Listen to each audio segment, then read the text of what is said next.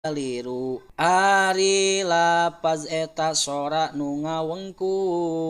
kasaware huruf hija teu kaliru contona teh sapertos lapadian suru aya sora huruf hija anu metu ari ngaran murokkab eta kalimah nu ngarangkep tina dua tawa ceuyah contona teh sapertos jaat Fatimah dirangkepkeun lapad jaat jeung Fatimah ari mufid eta rentetan kalimah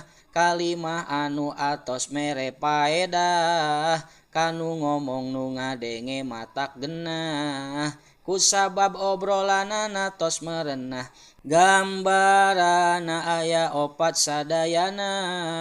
ku ulama tos diatur jeung contona pek apalkeun